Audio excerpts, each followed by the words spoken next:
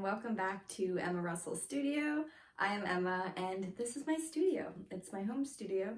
We do a lot of creating in here, not this particular spot. Over there, there's just not great lighting. So actually, there might be some good lighting. I should try to film this over there. Today, we are going to be going over 3 different kinds of compositions that are really going to elevate your watercolor pieces. So as you paint florals, sometimes one of the hardest things to figure out as a beginner is kind of where to put the flowers. Now, unless you're working off a reference picture, you have it already laid out for you. But if you aren't working off of a reference photo, you are going to find that there are different flowers you're trying to paint, and it just doesn't seem like they go together. And a lot of times all you have to do is tweak this into this very simple thing of the way your flowers are arranged. So there are 3 different ways we're going to go over. We're going to paint them and really just be able to start creating pieces that help your eye to move around, because that's really what you want to create when you're creating a painting. You can also learn a little bit more on this, as well as how to paint 10 different flowers in my upcoming ebook. So when you are watching this video, it comes out tomorrow and it's going to be on a beginning sale discount for about the first week. So you can grab my watercolor ebook. It goes over 10 beautiful flowers that I walk you through in drawing them and painting them. Go over all of the things of watercolor supplies, paints, techniques, things that you need to know as a beginner watercolor artist. So if that is something you're interested in, just follow me on Instagram at Emma Russell Studio, and I will be sharing everything you need to know there. I want to create something for everyone, and in that format, I've been working on this book for months, so that's going to be super helpful for you. But without further ado, let's dive into our watercolor compositions. Guys, so today we are going to be going over the different ways that you can create floral compositions. I have some ways mocked up here, and I'm going to go over them in just a second. But before we do, let's talk about what we need. So you're going to need a piece of like 8x10 watercolor paper. I use my Arches cold press. You're gonna need 2 brushes, just 2. You need your round brush. Mine is a Princeton Heritage number 10 round brush. The 10 has worn off at this point because I hold it so much there, but that's the size it is. It's a 10. Size 3 or 6 will also work very well. We don't need any of the really small brushes. And then you're going to need a filbert brush. Mine is this longer blooms brush that Jenna Rainey collaborated with Princeton Heritage on. It's great, found it on Amazon. You can find any kind of filbert brush. That will work. You got your paper, then you need your paints. I use the Winsor & Newton professional grade watercolors. If you have the Cotman, those will work too. Your opacity is just going to be a little less opaque. The colors aren't as vibrant or as saturated or pigmented as the professionals. That is the only difference. When I started out, I used the Cotman and I loved it for trying it out, but then quickly purchased the professional, never looked back. Love these. Have yet to replace any paint. I've had these for over 2 years. So they're really great. And I can link the set I got on Amazon below if you want something where you can kind of create your own. I wish I did get a palette though, like with actual wells in the center, but you don't have to do that. It's totally up to you. I like to harden my paint, so I fill either right here on my portable palette or on my ceramic palette. I will fill the paint, let it dry overnight, and then I reactivate it with water, or you can use the paint straight from the tube. Sometimes I like to do that too. So we are going to dive right in, and we are going to quickly go over different shapes that work. So If you had seen in one other composition video I created with blue flowers, it was an S-curve that we did. So we are not going to be doing that one, but an S-curve is something that works. If you're interested, you can go find that video. I will link it right below for you. So you can see what I mean by that, and maybe you want to try out the S-curve.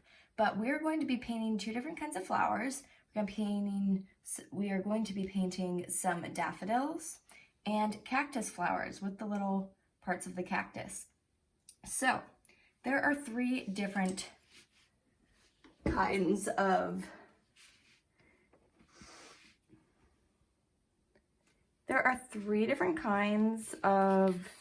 kind of compositions that you can create, and I laid them out right here for you. So there is an L shape where you literally make an L, a rough sketch, and you can do this along with me, and then you kind of just create your flowers along that. Now, the point of this is to really draw the eye into like a corner, but you don't have to exactly like make it form an exact L. It's really just something to base it off of. So you could have flowers like around it and maybe like here, but it's kind of going in that direction. The other one is an arc. So an arc is kind of like what I have here that I have painted. So that always works really well, where it's all moving together. You see, you know, a lot of flower arches at weddings and different events. The arch works. It ties everything together. It really draws your eye in and it creates a lot of movement. And then we also have a C curve, which is like an arc, but it's just going around a little bit more, literally in the shape of the letter C. And so I thought we could do the cactus leaves in the C, and we'll work with an arc too, and do the daffodils in that. So we're gonna start with the C and our cactus leaves. So this is kind of like an example of the cactus leaves, the cactus flowers. They're these really bright orange ones that I loved. And so that's what we're going to work off of. Now that we have that, let's just dive right in. Grab our paper. We're going to put it horizontally. And if you would like, you can just draw a line right down the center, like I'm going to save space in this practice, or you could use a whole sheet, totally up to you. And we are going to really just draw that C shape. Make it really light because your watercolor is going to go right over this. So for cactus leaves, I'm going to use the blooms brush. I'm going to get lots of water on it and dab it maybe a little bit, and then get that sap green. So you can do sap green, you can mix a little bit of Payne's gray. I want to start with the sap green though. You're going to be holding it at a 45-degree angle, and you're going to be just pressing and lifting and kind of curving around. Let's move these flowers out of the way. Okay. All right, that's better. Okay, so we're going to get that kind of shape, and we're going to leave some space for our cactus flower, and we're kind of going to angle it down and make one going this way. And we're going to just kind of put them with a little bit of space and make them as if they're just going in different directions. Like maybe this is sort of like a stem. It's really not, but we're just going to be making those, you know, bulb-like shapes of the cactus plant. Maybe add some green in over, just some little speckliness in to get where those spikes are. And I think that looks really fun. So now we can move on to our cactus flower. And I'm gonna grab the size 10 round brush for that. So I love to use cadmium red. And then if you have permanent orange, go for it. Dive right in, use that. I've never bought a tube of orange. I like to mix mine. So I'm kind of making a darker orange, and I'm using the cadmium free red and the lemon yellow together.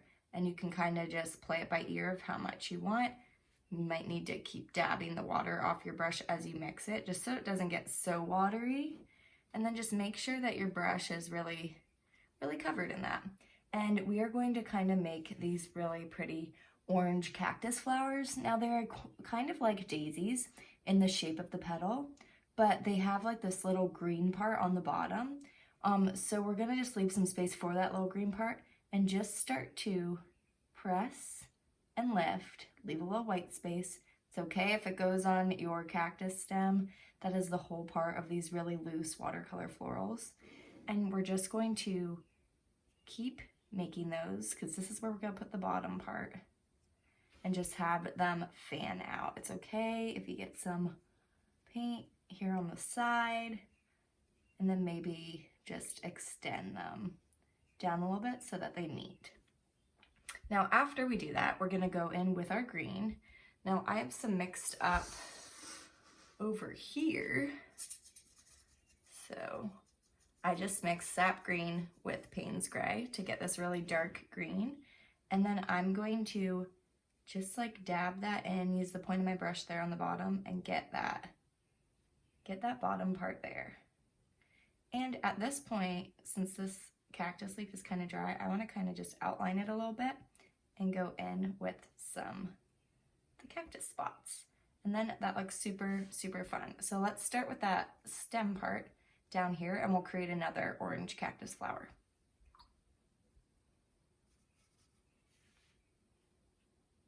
So you can press and lift. Press and lift all the way around. This one, I need a little bit more yellow, I feel. Yeah, brighten it up a little bit. Maybe go the other way and just fix those petals. Okay. And then I want you to just continue this down the whole rest of the C curve. So I'm doing this one here, just press and lift and take your time. Just slowly wanna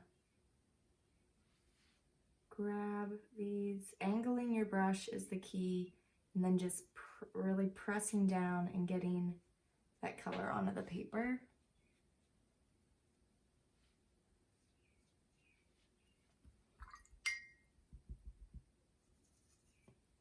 Oh no. We are gonna fix this. This is how you fix mistakes like that. So first we're gonna take some green. We're gonna let it dry up there and go over with the orange, but for now we can just add this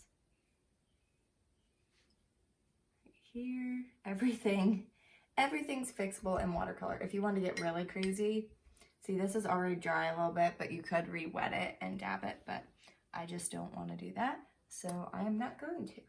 And we can go do the other parts of our flower, maybe touch up some other pieces.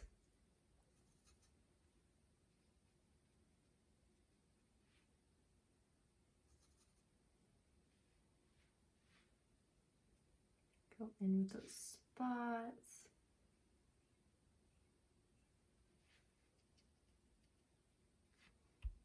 I love how it like bleeds into each other. I think that that is a really fun thing about that. But you can see how it's already tying itself in together just from this shape. So just from making this C shape, it really just hones it all in. And maybe like your petals get a little more yellowy, a little brighter. That's fine too.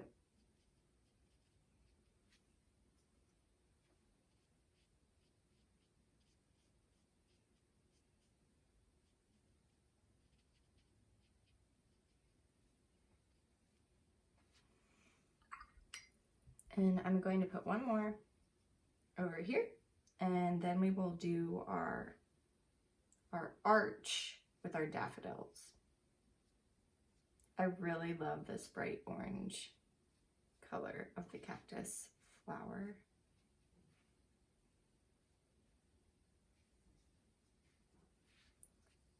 Maybe like some of the petals are just going all over, and we just add a little yellow. You can also just drop in some color by drying your brush, gain another color, and just dropping it into the wet paint. Just drag your petals together there at the bottom, and then go in with your green. I need to mix a little bit more up, and just go in with that little stem part. Need to fix that one over there, so I'm gonna just add some more differentiation.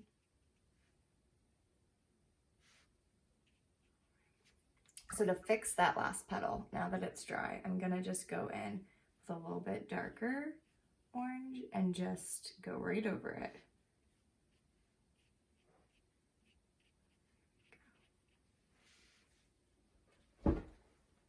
Okay, so that is the C curve.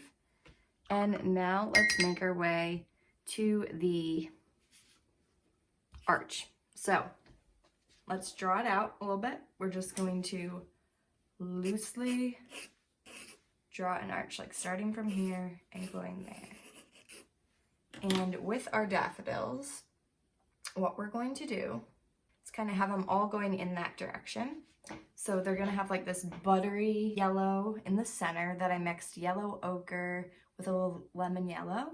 And then I really lightened that lemon yellow and the yellow ochre. I really lightened it with a lot of water, and I used that for the petals. And then I just used a sap green for the stems. So very simple, very loose. And we're just gonna go for that. This one's gonna be a lot quicker. So get that buttery yellow with your yellow ochre, and that makes sure your brush is really wet. We're gonna start out with just like the center. So you're kind of just like gonna scrub it a little bit. Scrub your brush back and forth to really just get that trumpety kind of look that it has. And then you're gonna go in and pull some really light bits, and if it feels not light enough, just rinse your brush, wipe it, and go in and do these two big curves. So 1 and 2, like you're making a big leaf. Because honestly, that's what these petals look like. Other than not being green, it just looks like a big leaf. There you go.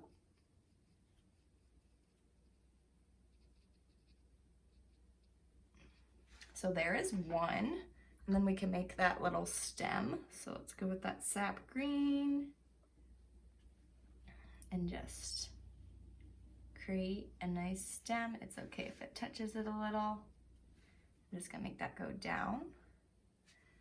And their stems are a little bit thicker, so I'm just gonna go like that. All right, so let's go in with another one.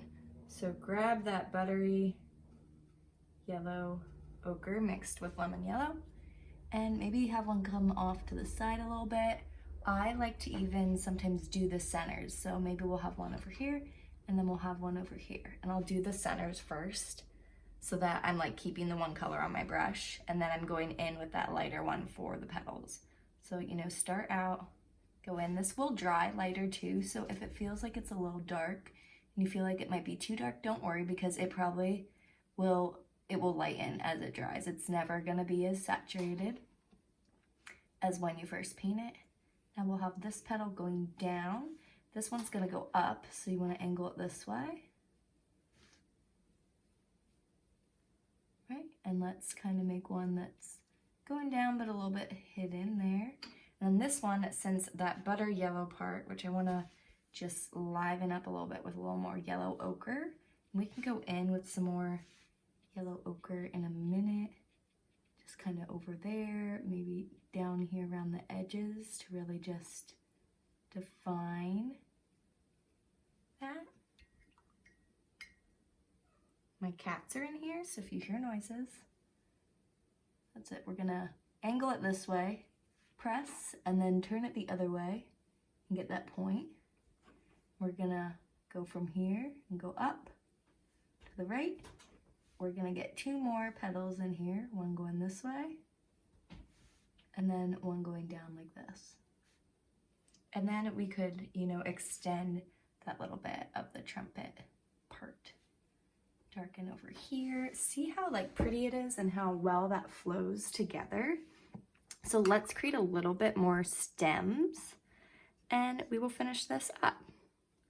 So got a little bit green. I'm gonna go a little darker green. Point that this way.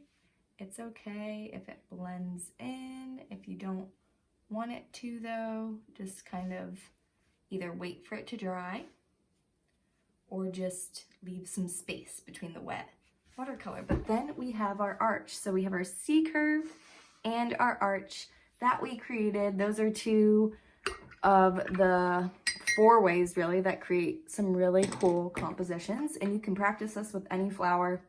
You can do this exercise over and over again to get better, to feel like you're getting new ideas. And that is all for today. Thank you so much for joining me. Please like and subscribe this video. It helps more people learn watercolor on YouTube, and it's just helping my channel grow. I love being able to help you guys. And so I really hope you enjoy this and take a lot away from it. Please leave me a comment below of other things you would like to learn. I would love to make those videos, and I hope you enjoy this, and I hope you have a wonderful day. Until next time, bye.